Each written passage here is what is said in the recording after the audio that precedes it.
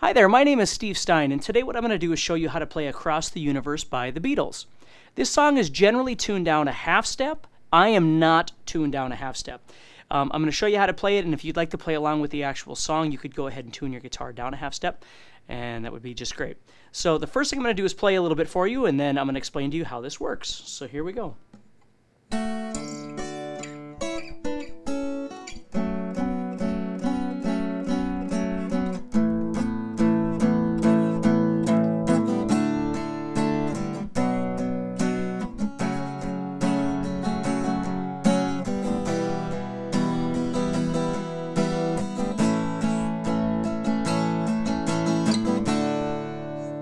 Okay, so the first thing I'm going to do is explain to you this little picking part in the beginning here. What we're doing is I'm going to be hybrid picking. I like to strum with my pick, so I'm going to be holding the pick between my index finger and my thumb, and I'm going to be using my middle finger to pluck the first string as well, and I'm going to show you that. If you have a really hard time hybrid picking with this, you can always finger pick it as well, and then you'd either have to grab a pick for the strumming part or just strum with your fingers, which is fine. But here's what I'm doing. I'm making, down here, what I'm going to do is use my middle finger on the third string, okay, on the second fret. I'm going to take my ring finger, my third finger, I'm going to place that on the first string, also in the second fret. So I'm going to pluck the third string with my pick, like I normally would. Then I'm going to use my middle finger over here to pluck the first string. Okay, so I'm plucking those, and then as soon as I pluck those, I'm going to pluck the fourth string open. And while that's open, I'm moving. That's what I'm using that open string for. So I'm heading up here. Now you'll see I've got my middle finger still on the third string, but now I'm at the 11th fret, and my first finger is now on the 10th fret of the first string. Okay, so if you think about it, what I'm doing is I'm actually moving from my middle finger and my third finger up here, but then I'm moving over to my first finger like this, okay? So it's easy for me to move back and forth. There's lots of songs that I do this with. So instead of starting with my first finger up here on the third string and then having to flip over, if I start with my middle finger on that third string, I don't have to flip over at all. So here it goes. Okay, then I'm going to pluck the fourth string again, so. Okay, then what I'm going to do is I'm going to go back to that original shape at the 9th fret. So my middle finger is up here on the third string 9th fret, and my third finger is on the first string 9th fret. And then I'm simply going to move back 2 frets to the 7th fret. So now we have this. Okay, and that fourth string can ring out over the top. It would be just fine. Then what I have to do is move back one more to the 6th fret, but I'm going to switch again to my first finger on the 5th fret. Okay, so you're just switching back and forth like that between those two notes. Okay, now there's one more note we have to add in before we start strumming. So right now we're sitting here at the 5th and 6th frets. I'm going to take my pinky, but you could use your third finger. It doesn't matter, whatever's more comfortable for you. And I'm going to go to the 7th fret of the second string. Okay, sorry about that, right there. So I've got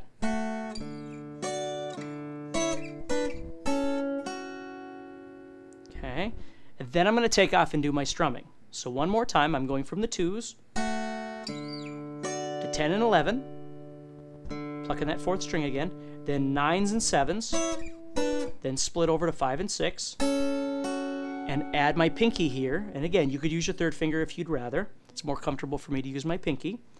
Then I'm going to drop down. Now, if you know your bar chords, follow this. If you don't, just watch what I'm doing with my fingers, okay? So what I'm going to do next is going to come out of the F sharp minor bar chord on the 2nd fret. Okay, 6th string right here.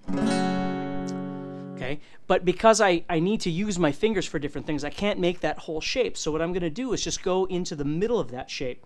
So I'm going to use my third finger on the 4th fret of the 4th string, and then I'm going to use my first finger on the 2nd and 3rd strings on the 2nd fret. Okay, so I'm just strumming those 3 strings, 4, 3, and 2. Okay, so this guy's on the 4th string, 4th fret, and this one's barring over the 2nd and 3rd strings on the 2nd fret. Then what I'm going to do is use my pinky. See, I'm adding my pinky onto the 3rd string underneath my ring finger. And then I'm going to drop over to an A chord. Okay. So I'm playing an A chord, but instead of playing it with 3 different fingers, I'm just playing it kind of like a power chord, if you know what those are. So I'm pressing, and then I'm going to add that same note on again. Right there on the 3rd string, 4th fret. So it's the same note I was tapping on before, and I could still use my pinky. Or maybe I'll use my 3rd finger. Just whichever one's comfortable for you. So that's the intro to the song. So let me play it for you nice and slow. Then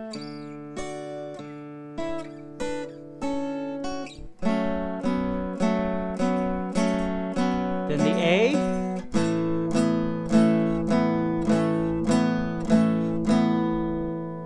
Okay?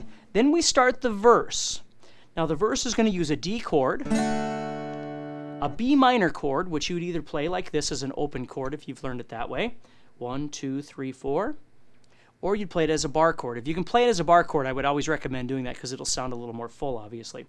So as the bar chord, I'm playing a 5th string, 2nd fret, minor bar chord. And again, if you don't know what bar chords are, you can look up some of my other videos and I explain to you what those are. So I'm going from D major, open chord, to B minor bar chord on the 5th string, to F sharp minor, which is what I was kind of just talking about, on the 6th string right here. So I'm going from D, B minor, F sharp minor. Okay, so if we were counting it like this, 1, 2, 3, 4, 1, 2, 3, 4, 1, 2, 3, 4, 1, 2, 3, 4. If we thought of it that speed, we'd have 1 measure of D, 1 measure of B minor, and then 2 measures of F sharp minor.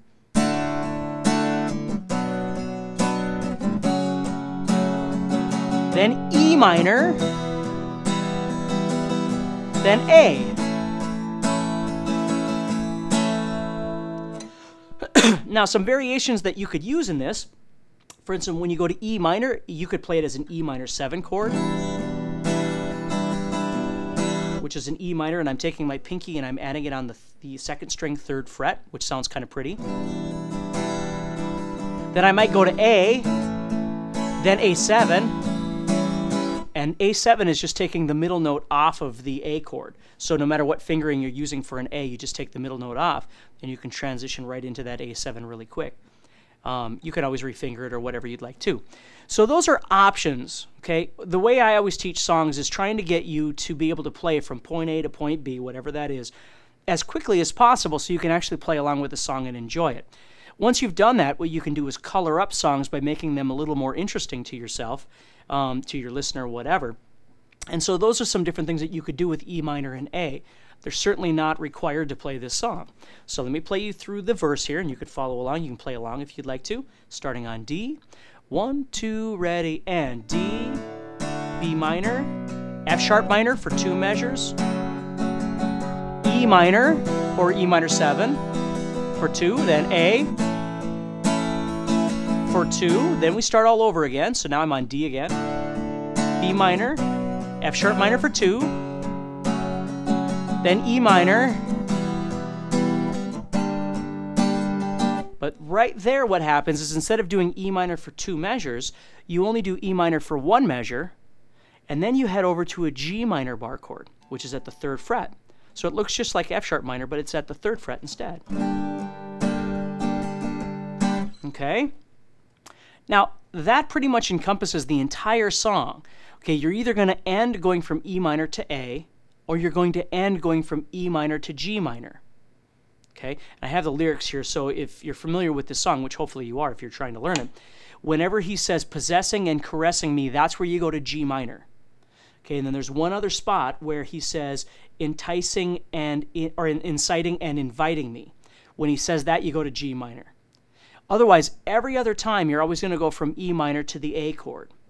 And see, when I teach songs, I always try and tell students, okay, if you could think of the song as being 80% this, okay, whatever that thing is, and then the other 20% are kind of the red flags. They're the parts that confuse you. So in this song, we've got our intro, which would be the first confusing part.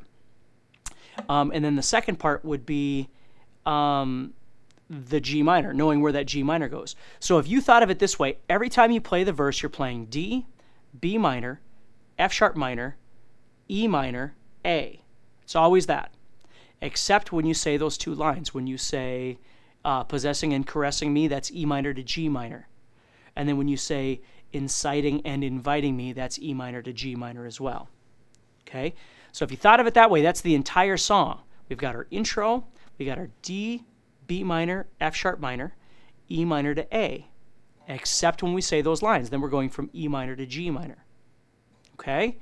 Now, the only other odd thing, which if you're learning this off this video right now, I would like you to map out if you have a piece of paper handy, is that there's a couple spots where the timing is a bit unusual. So if you were coming off the first section of the verse and you're going D, B minor, F sharp minor, E minor, 1, 2, 3, 4, 1, 2, A, 1, 2, 3, 4, 1, 2, 3, 4, 1. Okay, what happens there is there's a couple of extra strums, there's a couple extra beats, and you have to get used to those. There's a couple you got to watch out for right after Universe, and then there's a couple you have to watch out for right after Possessing and Caressing Me. Okay, and then we're fine all the way down into Across the Universe again in the second verse. There's an extra beat or two there. And then you're fine all the way down until the Inciting and Inviting Me part, which again has a couple extra beats there. So those are the red flags that I would set up. So when I'm mapping out this song, I'd have my intro, and then I've got my verse, which is, again, D, B minor, F sharp minor, E to A, except when those lines are said, then it's E minor to G minor. Okay, and then I've got these cue words, these key words that I know there's going to be a confusion as far as how you want to count it is entirely up to you. But there's a little bit extra beat in there. There's a little bit extra time in there. After Universe, after Caressing Me, after Across the Universe again, and then after Inviting Me. Okay. Now the very end of the song. Oh, I'm sorry. I got to get to the chorus here. So the chorus goes like this. It goes D.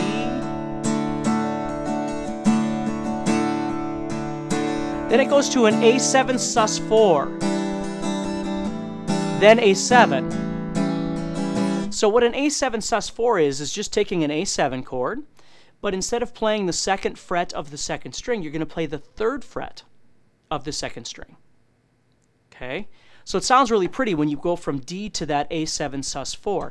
Now again, you can go to A7 any way you like. If you use 1 and 2, that's fine. You could use your third finger for the sus, or just slide your middle finger up a fret. Again, you have to explore what's most comfortable for you. If I was coming from D to the A7 sus4 right here, right there I went from first finger to third finger, and then I've got my A7.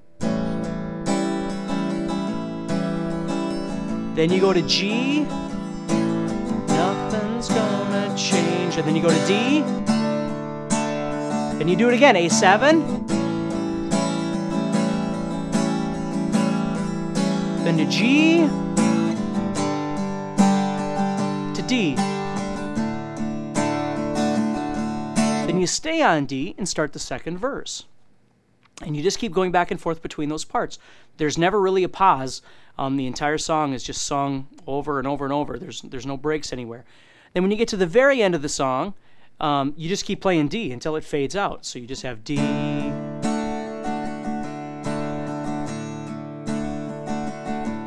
Now the strum for this song would be built off this idea. This is where your quarter notes would be. So your eighth notes would be in between.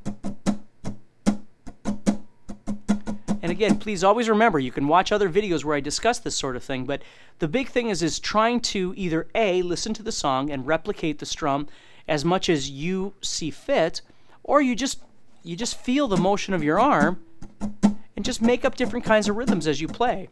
The two things you always want to think about is just sort of varietizing the rhythms that you're playing, so the entire song doesn't have the exact same strumming pattern. And the second thing is dynamics. Remember that you can, when you play songs, you can always strum louder or softer or different things like that to give the song a bit of realism. So if I was going to play the verse, so if I'm going...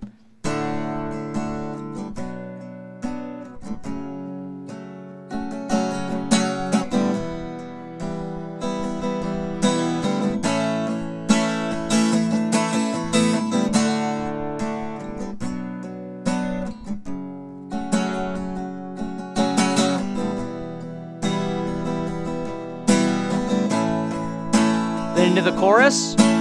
D, A sus, A7,